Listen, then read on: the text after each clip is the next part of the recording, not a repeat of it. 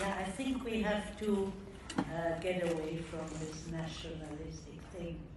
It hasn't been bringing but tears, wars, being people abused in the sense of you have to fight for your country, for your nation.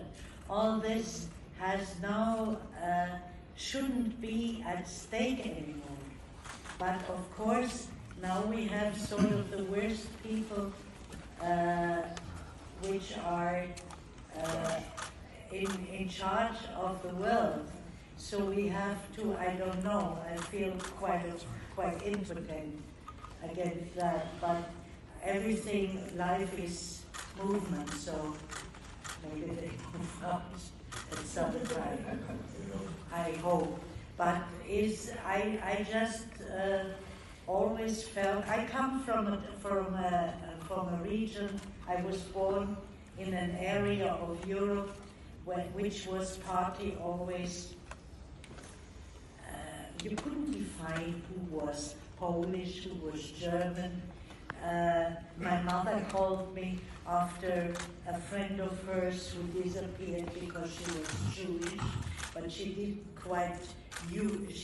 quite dare to put the H and the end of my name, Hannah, because it was already, I was born in 43, so it was still Nazi time, and it was dangerous. I always,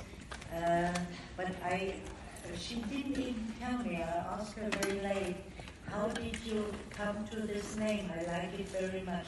She said it's about a friend of mine who disappeared. So, my mother she was always speaking up about this very dark chapter of German history that all is tied up with bringing uprising national feelings. If you go back long enough in the history of everybody, we are all mixtures of something, mixtures of movements.